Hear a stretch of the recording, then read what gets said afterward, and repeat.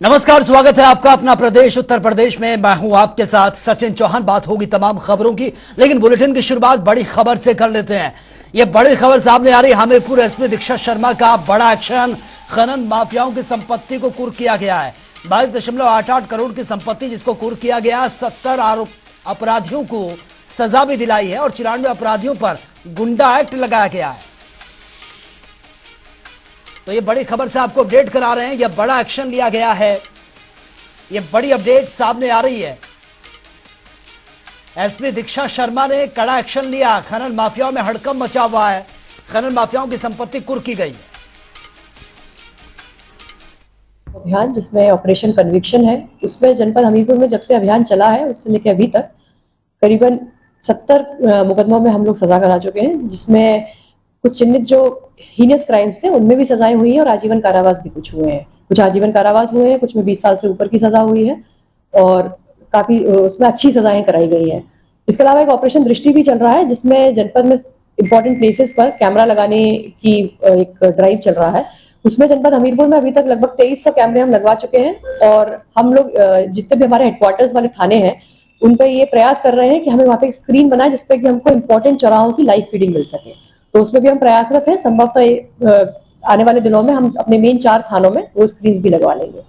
इसके अलावा अपराधियों के खिलाफ कार्रवाई जनपद में लगातार चल रही है। उसी के क्रम में हमने अभी तक गुंडा एक्ट के तहत 94 लोगों पर कार्रवाई की है, जिसमें से 47 जिला बदर भी कराए हैं और जो गैंगस्टर की कार्रवाई है उसमें हमारे तरफ से 3 गैंगस्टर लगाए गए हैं, जिनमें टोटल 11 लोगों की गिरफ्तारी हुई है और जिसमें सभी प्रकार के माफिया हैं। कुछ भू माफिया हैं, कुछ गांजा तस्कर भी है और आपराधिक माफिया भी है। उनमें से 3 भू माफिया थे जिनकी करीबन लगभग 22 करोड़ की संपत्ति पिछले महीने जनपद में कुर्क कराई गई थी। मुख्यमंत्री योगी आदित्यनाथ ने रक्षाबंधन के मौके पर बेटियों के खाते में कन्या सुमंगला योजना की राशि हस्तांतरित की है। इस मौके पर उन्होंने बेटियों से राखी भी बंधवाई है।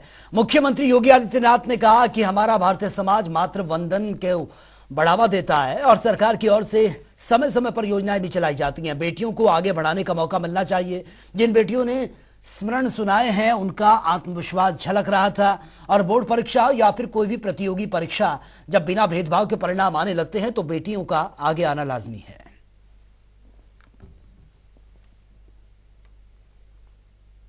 रक्षाबंधन का पावन पर्व है।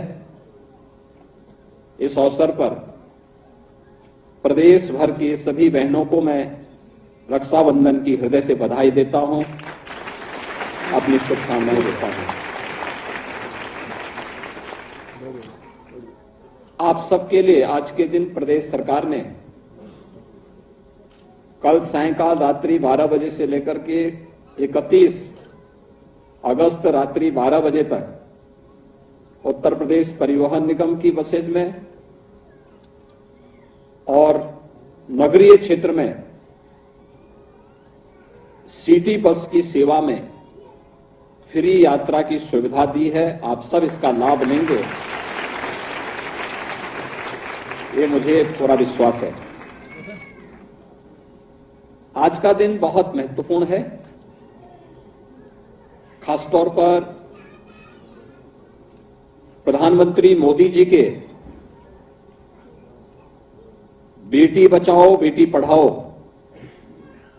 के कार्यक्रम को एक नई ऊंचाइयों की ओर ले जाने के लिए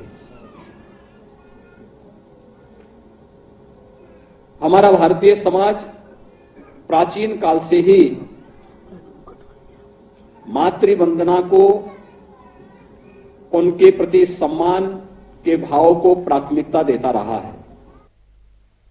सीएम योगी आदित्यनाथ गोंडा के दौरे पर रहे, जहां पर उन्होंने बाढ़ प्रभावित क्षेत्रों का हवाई सर्वेक्षण किया, जिसके बाद कल रेलगंज के पालारपुर वो पहुंचे हैं और जहां पर बाढ़ पीड़ितों से मुलाकात कर 100 से ज्यादा बाढ़ पीड़ितों का सीएम ने उनको राहत सामग्री बांटी है और सीएम ने अधिकारियों से मुलाकात कर बाढ़ से बचाव को लेकर तैयारियों की जानकारी ली, आवश्यक दिशा निर्देश दिए। गोंडा में 21 जनपद बाढ़ से प्रभावित हैं और इस बार मानसून काफी लेट तक ये चल रहा है। गोंडा में 23 गांव बाढ़ से पूरी तरह से प्रभावित हुए हैं।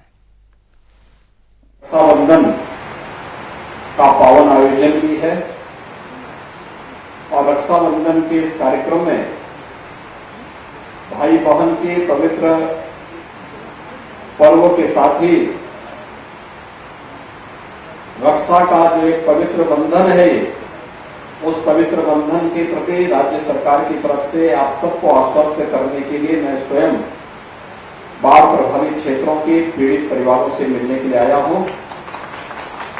आप सबको मैं रक्षाबंधन की हृदय से बधाई देता हूं। जैसा कि हम जानते हैं, बरसात का समय है और प्रदेश में प्राकृतिक आपदा में वर्षा काल में बाढ़ एक प्रमुख आपदा है।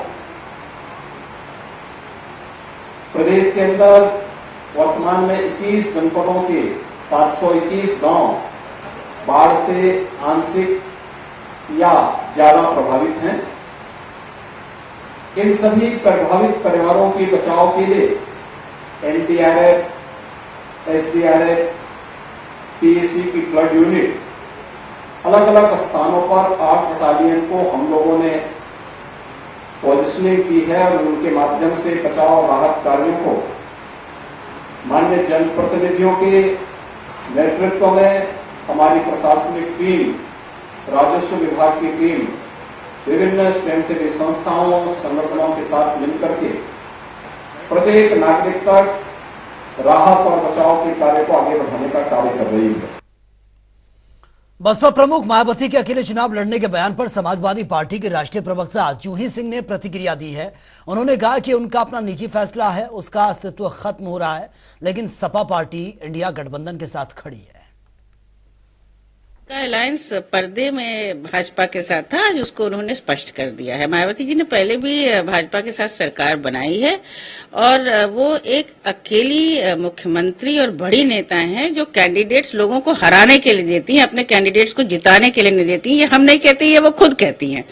तो कहीं ना कहीं लोगों का विश्वास टूटा है। उनका एक विधायक है विधानसभा में 22 के चुनाव में, इसलिए वो खुद अपना आकलन करें। बाकी इंडिया के साथ समाजवादी पार्टी मजबूती से खड़ी है और हम अपना चुनाव जीतेंगे, मुद्दों पर जीतेंगे। वो जो करती हैं और जो कहती हैं उसके स्पष्ट प्रमाण हैं और वो खुद ही इस बात को कहती हैं कि मैं कभी कभी कैंडिडेट, उनके खुद के वक्तव्य वीडियो आए हैं कि यहाँ कैंडिडेट किसी को हराने के लिए दिया जा रहा है। तो ये तो कोई पॉलिटिकल पार्टी की स्ट्रैटेजी नहीं हुई। समय समय पर भाजपा के पुरजोर समर्थन में भी उनके बयान आए हैं। दलितों, अल्पसंख्यकों, पिछड़ों का विश्वास मायावती जी ने खो दिया है और ये उनके विधायक और 2022 के इलेक्शंस में बिल्कुल क्लियर हो गया है। बाकी उनकी अपनी रणनीति है, बड़ी नेता है, वो जैसे भी चाहे वो अपना चुनाव लड़े, हम अपना चुनाव लड़ रहे हैं।